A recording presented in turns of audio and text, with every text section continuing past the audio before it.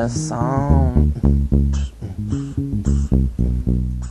To talk about Vince, first thing I'm going to say is Vince will tell you he's not a movie guy, but he will tell you everything and anything you need to know about movies. Don't rock in the chair. I can't help it. Vince will tell you everything and everything. Am I going? Start from the beginning. Blooper, cut, water, need a lemon.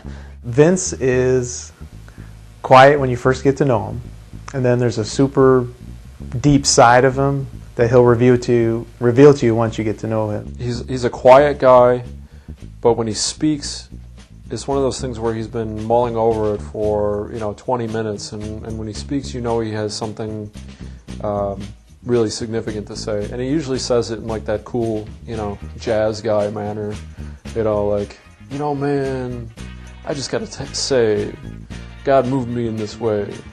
When Vince speaks, everybody just kind of leans in a little bit and is quiet because he's been chewing on it and thinking about it.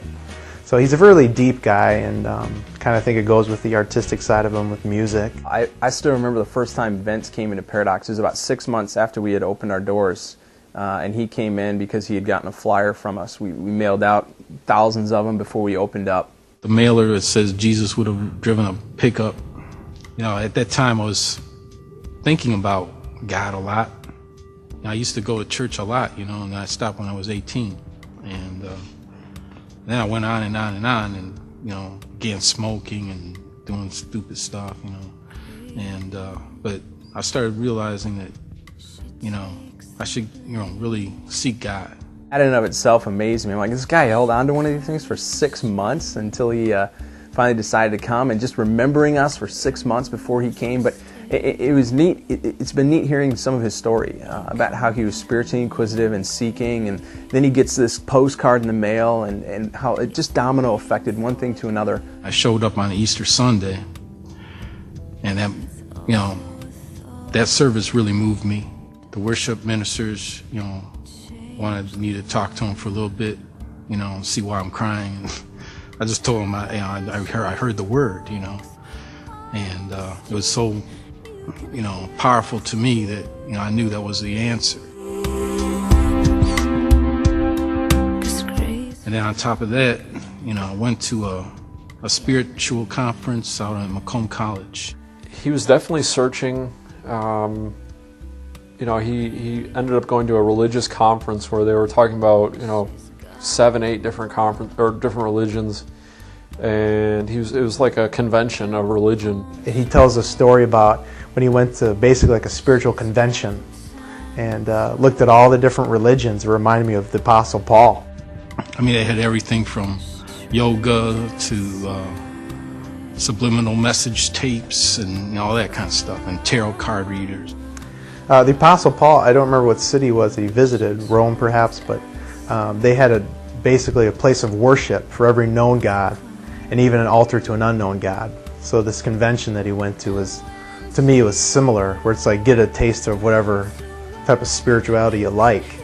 But he ended up encountering the real living God. But there was one table that had a Christian ministry, and they prayed over me, and I said the sinner's prayer that day, and it was, it was like being touched by true love, Christ God.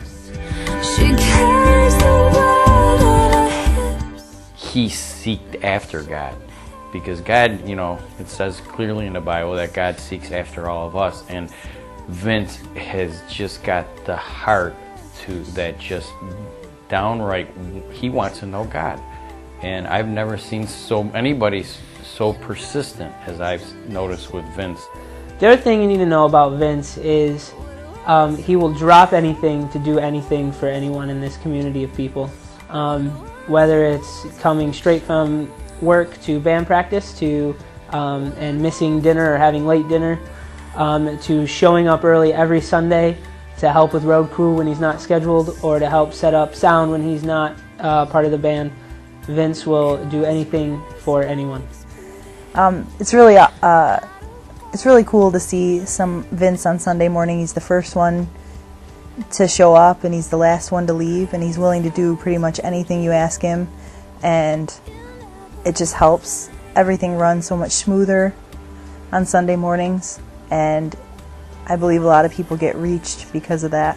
If he is not playing bass, and even when he is playing bass for service, he is always helping set up and tear down for road crew every Sunday. He's not even on, I don't even know if what team he's on, let alone if he's even on a road crew team.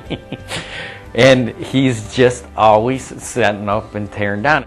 There have been 1 or 2 Sundays I've come, literally 1 or 2, and I haven't seen that guy already here in the morning. And I'm here early. I usually get here about 7 or 7:15.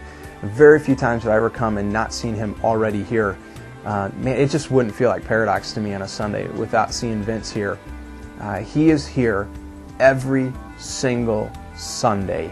And I know sometimes it can get hard, and we need breaks and we need schedules, but you know, sometimes there's a lot of complaining that people do. I don't want to serve, and I don't want to give, and I feel that, man. There's some Sundays I roll over in bed, I'm like, I don't want to go preach, and I look at a guy like Vince, and part of me wonders, where does that come from? Where does he get all that to keep going? And I fall in love with watching how he's here every single week. No complaining, nothing but encouragement, nothing but thanks. And I know where it comes from. It comes from a guy who deeply loves Jesus and who is learning passionately who God has made him to be. When people call you, look at you, and they're like, man, I wish I could be as consistent as Vince is. I wish I could continue to serve that way. I wish I could stay as even-toned as he is. What do you say to people like that? And I'm one of them. What do you say to us? Man.